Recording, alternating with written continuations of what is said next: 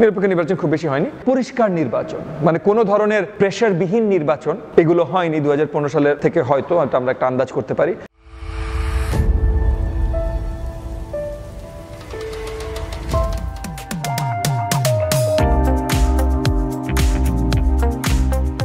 So today we talk about elections, okay? So আমরা elections নিয়ে কথা বলবো হলো স্যার এবার কি কোনো স্লাইড নেই? না, তোমরা স্লাইড দিলে বলো যে স্যার স্লাইড পড়লে হবে। হ্যাঁ, এবার পড়াশোনা করবে, ক্লাসে অ্যাটেনশন দিতে হবে, ওকে? আর বই তো আছে। So we'll talk about elections, we'll talk about elections in general, we'll talk about general election নিয়ে কথা বলবো, আমরা ভোটিং নিয়ে কথা বলবো, ভোটিং প্যাটার্নস নিয়ে কথা বলবো, হ্যাঁ, তারপর আমরা আমাদের ইলেকশনস নিয়ে কথা বলবো, আমাদের হিস্ট্রি অফ ইলেকশনস নিয়ে কথা বলবো। এখন বলো তোমরা কোনটা আগে শুনতে চাও, কোন দিক থেকে শুরু করবো? কারণ আজকে এমনিও আমাদের 1/3 লোকজন এখানে, so we can go anyway we want to, right? So why elections first and foremost, এর আগে রাজনৈতিক দল বা সবকিছু নিয়ে আমরা যখন কথা বলছিলাম সবকিছু election oriented, right? So elections কিভাবে হয়, সো ইলেকট্রাল সিস্টেম নিয়ে আমরা অলরেডি কথা বলেছি, ভিন্ন ভিন্ন ধরনের plurality, majority and so on so forth, electoral system নিয়ে কথা বলছি।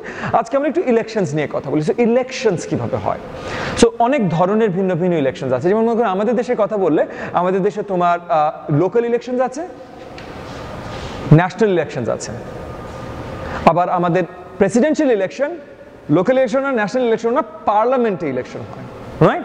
সো এখানে তুমি ধরে নাও যে তিনটা ভিন্ন টাইপের ইলেকশন আমাদের দেশে আছে। এখানে আবার ছোটখাটো আরো অনেক টাইপের আছে, সেগুলোতে আমি গেলাম না, বাট মেজর যেগুলো তিনটা আর কি, ওই রাজনৈতিক রাষ্ট্র পর্যায়ে যেটা আমরা দেখি, এটাতে তাহলে 3 প্রকারের নির্বাচন আমরা দেখি। একটাকে আমরা বলি লোকাল, জেনারেল বা ন্যাশনাল, আর প্রেসিডেন্সিয়াল নির্বাচন। লোকাল নির্বাচন কি হয়? লোকাল নির্বাচন 2015 আগ পর্যন্ত যেটা ছিল হলো যে তোমার এই কাউন্সিল, ওয়ার্ড কাউন্সিল লেভেলের নির্বাচন, এবং এই নির্বাচনগুলো হতো কোনো দলীয় প্রতীকের বাইরে, কোনো দলীয় প্রতীকের বাইরে হতো। সো তাসমিয়া দাঁড়াবে, তাসমিয়া কোন দলের সাথে সম্পৃক্ত আছে এটা কিচ্ছু আসে যায় না, তাসমিয়া ইন্ডিভিজুয়াল একটা প্রতীক নির্বাচন কমিশনের কাছ থেকে পাবে, ওকে? এবং তাসমিয়া যেহেতু দাঁড়াবে, তাসমিয়ার পরিচিতি কতখানি সেইটা দিয়ে ভোট হবে। সো দলের পরিচিতি, রিমেম্বার দলের একটা বড় জিনিস ছিল দ্য ব্র্যান্ড, রাইট? যখন আমরা পলিটিক্যাল পার্টি নিয়ে কথা বলছিলাম, সো ওই ব্র্যান্ডটা সে পাচ্ছে না। তাহলে এটার গুড অ্যান্ড ব্যাড সাইড কি? পজিটিভ হলো যে সে আসলে জনগণের সাথে সম্পৃক্ত থাকতে হবে, তাকে সবাই চিনলেই তাকে ভোট দেবে, কারণ মার্কা ব্র্যান্ড তার কাজ করছে না। তাহলে Tasmia has to B the brand, কারণ তাসমিয়া এইবার ইলেকশন করলো, সাপোজ নাশপাতি পেলো, আগামীবার ইলেকশন করলো কলা পেলো। সো যদি নাশপাতি ব্র্যান্ডে লোকজন বিশ্বাসী হয়ে থাকে, তাহলে তাসমিয়া আর নাশপাতি ব্র্যান্ডে পাবে না, ও তো কলায় পাবে। So it doesn't matter, so it's the individual. So basic মোটিভটা, বেসিক আইডিয়াটা হলো যে লোকাল নির্বাচন, তুমি লোকাল সম্পৃক্ততা থাকলেই একমাত্র তুমি জিততে পারবে, অন্য কোনো ব্র্যান্ড দিয়ে তুমি জিততে পারবে না। 2015 সালে, 2014-15 সালে পার্লামেন্ট নতুন আইন বদলালো যে লোকাল নির্বাচনের প্রিমিয়ার পদটা, না পুরো নির্বাচন না, কিন্তু পুরো নির্বাচন না, সো চেয়ারম্যান, সো তুমি ওই যে লোকাল ইউনিয়ন আর উপজেলা, মানে ইউনিয়ন পর্যায়ে চেয়ারম্যান বা উপজেলা চেয়ারম্যান দলীয় পদ নিতে, মার্কা নিতে পারবে। অন্য সবগুলো কাউন্সিলর টাউন্সিল এগুলো দলীয় মার্কা পাবে না, ওকে? মেয়র নির্বাচনগুলো মানে সিটি কর্পোরেশনের যে নির্বাচনগুলো বা পৌরসভার নির্বাচনগুলো, ওগুলো আমরা লোকাল নির্বাচন হিসেবে ধরি, ওই সেম স্ট্রাকচারে পড়ে, ওকে?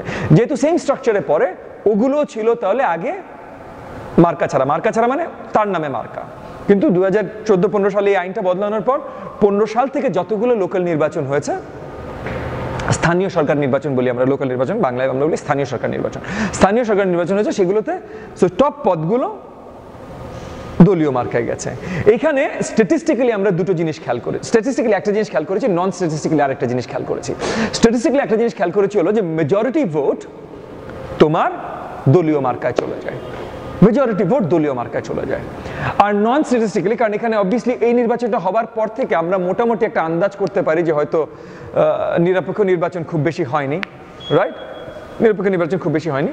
সো স্ট্যাটিস্টিক্সটা আসলে পুরোপুরি ডিপেন্ডেবল কি না, এখানে একটা প্রশ্ন চলে আসে যে যেহেতু যেটাকে আমরা হয়তো বলতে পারি যে পরিষ্কার নির্বাচন, মানে কোনো ধরনের প্রেশারবিহীন নির্বাচন এগুলো হয়নি 2015 সালের থেকে, হয়তো আমরা একটা আন্দাজ করতে পারি নিউজ পেপার রিপোর্টসের, if you are to buy them. তাহলে সেটা যদি হয়ে থাকে তাহলে ভোট কে বেশি পেয়েছে এটা আসলে নট রিফ্লেক্টিভ অফ সিস্টেম। কিন্তু যেটা নন স্ট্যাটিস্টিক্যালিও যে জিনিসটা আমরা দেখেছি যে মেজর ক্যাম্পেইনিং আমরা দলীয় মার্কায় দেখেছি। মেজর ক্যাম্পেইনিং যদি দলীয় মার্কায় দেখে থাকি তার মানে ব্র্যান্ড রেকগনিশনটা তৈরি হচ্ছে অ্যাটলিস্ট দলীয় মার্কার। আমি বলছি না ব্র্যান্ড রেকগনিশন তৈরি দলীয় মার্কার শুধু, বাট আমি বলছি যে ব্র্যান্ড রেকগনিশনটা তৈরি হচ্ছে সেটা দলীয় মার্কায় তৈরি হচ্ছে, কারণ মেজর ক্যাম্পেইনিং হচ্ছে দলীয় মার্কায়। তাহলে আমরা ওই যে অরিজিনাল যে আইডিয়াটা ছিল স্থানীয় সরকার নির্বাচনের, যে স্থানীয় সরকার কানেক্টিভিটি, ওখান থেকে তাহলে আমরা সরে আসছি। এবার আমরা আসি তোমার জেনারেল নির্বাচনে। সো মনে করো আমেরিকান নির্বাচন, যে যেমন আমরা কথা বলছিলাম যে নির্বাচনের আগে পার্টি নির্বাচন হয়, প্রাইমারিজ হয়, তারপর হয় নির্বাচন। আমাদের কনস্টিটিউশনে দেওয়া আছে নির্বাচন একদিনে হতে হবে, একসাথে হতে হবে। অনেক দেশে কিন্তু এটা হয় না। ভারতে নির্বাচন একদিনে হয়, কিন্তু ভারতে আবার ওই সব জায়গায় একদিনে হয় না, মানে যেই জায়গায় একদিনে হচ্ছে। সো সাপোজ ঢাকার নির্বাচন, আজকে ঢাকার নির্বাচন একদিনেই হবে, কিন্তু সেম দিনের যে রাজশাহীর নির্বাচন হবে তা হবে না, কিন্তু সেটা ভিন্ন দিনে হতে পারে। এই জন্য ভারতের নির্বাচন কিন্তু কয়েক সপ্তাহ ধরে হয়, 5 দফায় 6 দফায় হয়। ওকে, সো কিন্তু আমাদের দেশে আমাদের জাতীয় নির্বাচন যেটা জেনারেল ইলেকশন একদিনে হয়, স্থানীয় সরকার নির্বাচন দফায় দফায় হয়, জেনারেল ইলেকশন এক দফায় হয়। এখানে যদি আমরা যুক্তরাষ্ট্রের সাথে কম্পেয়ার করি, যুক্তরাষ্ট্রে কিন্তু একদিনে হয় না, একটা সময় নিয়ে হয়। এতদিনের ভিতরে ভোট হবে, তুমি যখন সময় পাও তুমি ভোট দিয়ে এসো। বেশিরভাগ লোকজন ভোট শেষ দিনে যেয়ে দেয়, যেমন তোমরা মিড টার্মের পরীক্ষা বা ফাইনাল পরীক্ষার মেইন পড়াটা কবে পড়ো? আগের রাতে পড়ো, ঠিক না? তো ওরকম বেশিরভাগ লোকজন ভোটটা শেষ দিনে যেয়ে দেয়, কিন্তু অন্য সময় থাকে। আমাদের এখানে আমাদের কনস্টিটিউশন বলে দেয় যে একদিনে হতে হবে। একটা বড় কারণ ছিল যারা কনস্টিটিউশনের রচয়িতা, তারা যখন এটা নিয়ে আলোচনা করেছে বা লিখেছে, তারা একটা জিনিস লিখেছে যে তারা এই জিনিসটা এইভাবে করতে চেষ্টা করেছে, কারণ আমাদের এখানে তোমার অনেক ধরনের ইন্ট্রুশনের একটা সম্ভাবনা থাকে। একদিনে যদি পুরো সবাইকে দিতে দেওয়া হয় তাহলে কে কাকে কন্ট্রোল করবে এটা একটা মুশকিল হয়ে যায়। কিন্তু যদি ধাপে ধাপে হয় তাহলে একটা এলাকা, মনে করে একজন আছে, সে এরিয়ারকে লোকজন পছন্দ করে না, সে এরিয়ারকে লোকজন ভোট দেবে না, কিন্তু সে এরিয়ারের পেশি শক্তি বেশি। সে এরিয়ার জানে যে মনে করো শারমিনের এলাকায় সে এরিয়ার ভোট কম, তাহলে শারমিনের এলাকায় যেদিন লোকজন ওদিন ও শাসাতে পারবে আরো বেশি করে। এইসব ভয়ভীতির কারণে নির্বাচন আরো পরিষ্কার রাখবার জন্য তারা কনস্টিটিউশনালি এটা স্থাপনা করেছেন যে একদিনে আমাদের নির্বাচন হবে, আমাদের নির্বাচনগুলো একদিনে হয়। নির্বাচনগুলোর ভিতরে নির্বাচনের মেইন পয়েন্টটা কি? নির্বাচনের মেইন পয়েন্ট হলো যে কি ধরনের সরকার গঠন হবে সেটা পাবলিক পছন্দ করবে, সেটা পাবলিক নির্ণয় করবে কি ধরনের সরকার গঠন হবে। সো কি ধরনের সরকার গঠন হবে মানে কি, মানে পাবলিকের কাছে ইম্পর্টেন্ট ইস্যু কোনটা, দল ইম্পর্টেন্ট ইস্যু, অন্য কিছু ইম্পর্টেন্ট ইস্যু, পাবলিকের কাছে ইম্পর্টেন্ট ইস্যু কোনটা। সো আমেরিকান নির্বাচনে যেমন আমেরিকান প্রত্যেকবার নির্বাচনের আগে কোন একটা নতুন ইস্যু তোলা হয়, অনেক সময় ইস্যু থাকে, অনেক সময় জোর করে ইস্যু তোলা হয়। যেমন মনে করো তোমাদের জন্মের আগে হয়তো 1992, হ্যাঁ 92 সালের নির্বাচনে বিল ক্লিন্টন সাহেব জিতলেন, আমেরিকান প্রেসিডেন্সিয়াল ইলেকশনে বিল ক্লিন্টন সাহেব জিতলেন। 90 সালে একটা বড় গ্লোবাল একটা ঘটনা ঘটলো, কেউ বলতে পারবে কি ঘটনা ঘটলো? Iraq war. সো ইরাক কুয়েতকে ইনভেড করলো, সাদ্দাম হোসেনের রেজিম কুয়েতকে ইনভেড করলো। কুয়েত আমেরিকার ফ্রেন্ডলি কান্ট্রি, সো আমেরিকার প্রোটেকশন আছে কুয়েতের উপরে, right? Plus middle eastern oil, everything matters. ইরাকও আসলে আমেরিকার ফ্রেন্ডলি কান্ট্রি ছিল, এখানে অনেক কনস্পিরেসি থিওরিও ছিল, বাট যেটা বাস্তবতা সেটা হলো যে ইরাক কুয়েত দখল করতে চেষ্টা করলো। কুয়েত যখন দখল করতে চেষ্টা করলো, আমেরিকা তাদেরকে একটা ডেডলাইন দিল, ডেডলাইন কেউ মানলো না, আমেরিকান আর্মি ওয়াকস ইন, কুয়েতকে ফ্রি করা হলো, কুয়েত মুক্তি পেল ইরাকের হাত থেকে আমেরিকান হিরোইজমের মাধ্যমে। এবং তখন আমেরিকার প্রেসিডেন্ট ছিল George Bush senior. George Bush বিশাল মানে ফ্যানফেয়ার পেলেন। সো উনি মারাত্মকভাবে পপুলার প্রেসিডেন্ট। সো 90 সালে উনি এত 91 উনি এত পপুলার যে 92 উনি নির্বাচন হারবেন, এটা চিন্তার বাইরে। যেহেতু চিন্তার বাইরে, সেহেতু ডেমোক্রেটিক পার্টির যারা বড় বড় নেতা তারা রিস্ক নিতে গেল না। এইবার আমরা দরকার নেই, বুশ তো শিওর ফায়ার, আর আমি এইবার দৌড়াদৌড়ি করবো আগামীবার যখন অ্যাকচুয়ালি আমার পারার কথা, কারণ বুশ কেউ তো দুবারের বেশি থাকতে পারে না। সো বুশ যতই পপুলার থাকুক, এর পরের বার 92তেই জিতবে, তারপর 96-এর নতুন নির্বাচনে নতুন রিপাবলিকান ক্যান্ডিডেট থাকবে, রাইট? সো তখন আমরা দাঁড়াবো। সো তখন কি হলো, তখন নতুন নতুন মুখ আসলো। সো গরিব একটা রাষ্ট্র, মানে একেবারে না খাওয়া রাষ্ট্র, মনে করো আমাদের দেশে যদি বলো, মনে করো মাগুরা, তোমরা কেউ মাগুরা থেকে? মন খারাপ করো না, তুমি মাগুরা থেকে, হ্যাঁ, মানে মন খারাপ করো না আর কি, আমি তোমাকে বলছি না, মাগুরাকে বলছি। বাট তুমি মাগুরা থেকে, তুমি খুব ভালো করে জানো মাগুরার কি অবস্থা, রাইট? হ্যাঁ, সো মাগুরার মতো একটা জেলা আর কি, আরকানসো। হ্যাঁ, মানে মাগুরা জেলার নাম কয়জন জানতে ভালো করে? রাইট, সো বেশ অনেকে আছে মাগুরা জেলার নাম ভালো করে জানতো না। হ্যাঁ, না, লালমনিরহাট আরো একটু নিউজে আসে ঘটনার জন্য। মানে তোমার ওইদিকে, মানে তোমার কি বলো নাম, ওই আপ নর্থ সবগুলোই খুব খারাপ অবস্থা।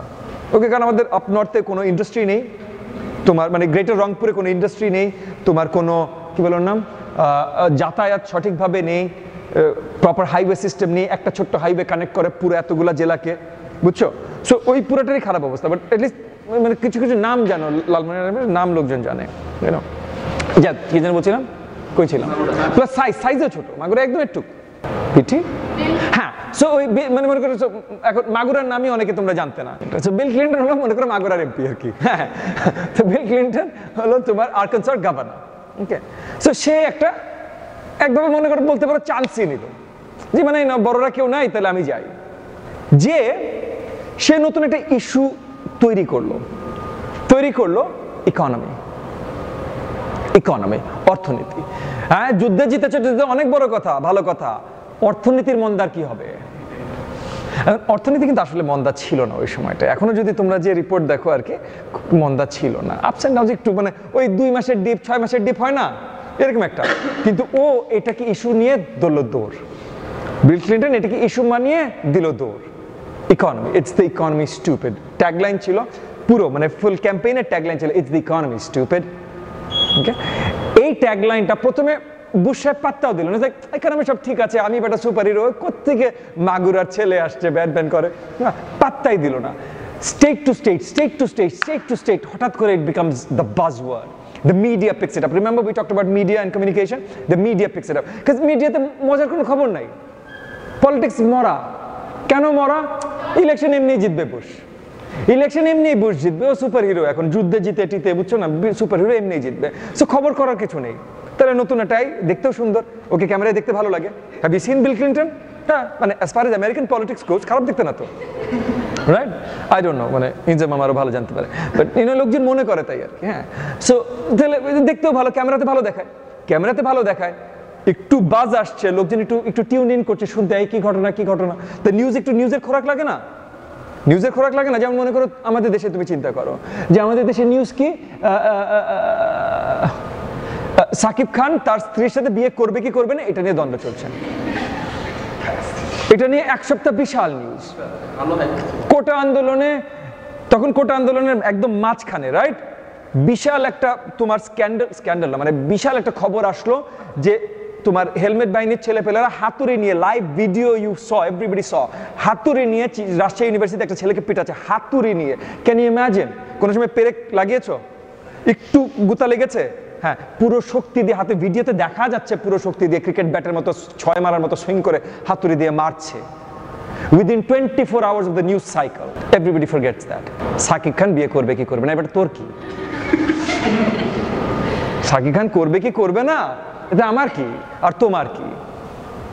তখন অবভিয়াসলি একটা প্রশ্ন জাগে, রিমেম্বার মিডিয়া নিয়ে কথা বলছিলাম যে media control and what not, তখন অবভিয়াসলি একটা প্রশ্ন জাগে যে